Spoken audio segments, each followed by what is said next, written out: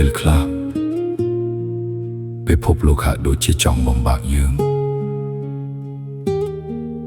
វិដុតកំទេចដីស្រមៃរបស់យើងរហូតคล้ายជាភេទប៉ុន្តែចូលចាំថាភេទមិនមែនជាទីបញ្ចប់ឡើយវានឹងคล้ายជាកន្លែងដែលយើងត្រូវចាប់ផ្ដើមជាថ្មីរឹងមាំជាងមុនស្រស់ស្អាតជាងមុន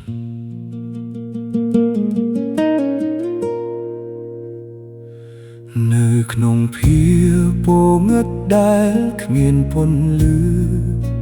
សល់ត្រឹមតែបែដូងដែលក្រំគ្រាធ្លាប់ដួលធ្លាប់ចាញ់ធ្លាប់យំ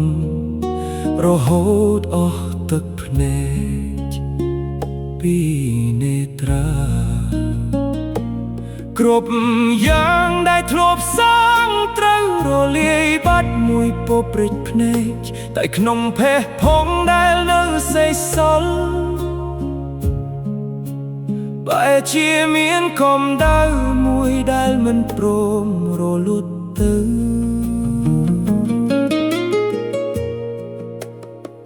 ខ្ញុំនឹងបណ្ដោយឲ្យភាពសោកសៅ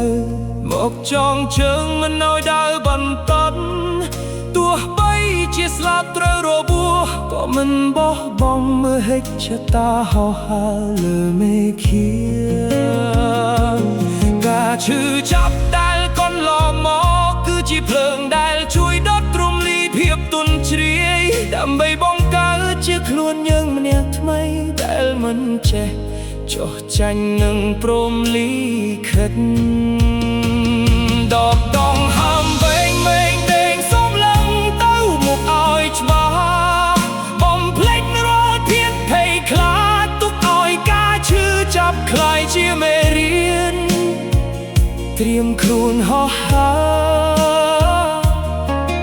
ចាកចេញពីភពជុំនេះអតីតកាលក្រាបឈរឡើងវិញដូចជាសក្តិវិនិច្ឆ័យដែលការចេញគីភាពភ្លើងនឹងហោះឲ្យខ្ពស់លើស្រួលពីមើងងាយនឹងភាពមិនសមបំណងទោះបីជាធ្លាប់ស្លាប់ក្នុងក្តីអសង្ឃឹមក៏នឹងរស់ឡើងវិញដោយក្តីមោះមុតស្រស់ស្អាតជាមុនរឹងមាំជាមុនคล้ายជាម្ចាស់វាសនាដៃខ្លួនឯងសំឡឹងមើលទៅផ្កាយដែលកំពុងរះបញ្ជាក់ថាពន្លឺនឹងត្រឡប់មកវិញទោះបីជាយប់នេះវែងឆ្ងាយប៉ុន្តែព្រះអាទិត្យនៅតែរះនៅថ្ងៃស្អែកដូចកំទេចរាល់ភាពទន់ជ្រាយคล้ายជាកម្លាំងចិត្តដែលមិនចេះរីងស្ងួតក្រោកឈរឡើងវិញដូចជាសពវិនិច្ឆ័យដែលកើតចេញពីភ្នាក់ភ្លើងនឹងហោះឲ្យខ្ពស់លើស្រួលភាពមើលងាយទាំងភាពនឹងសូមបំណងទោះបីជាធ្លាប់ស្លាប់ក្នុងក្តីអសង្ឃឹមក៏នឹងរស់ឡើងវិញដោយក្តីមកមុខរីឯខ្លួនឯងដែលជួបតែគុំជាសូមស្វាគមន៍ខ្លួនឯងអ្នកថ្មីដែលមិនចេះចោះចាញ់នឹងហោះទៅមុខហោះទៅរកទីស្រមៃ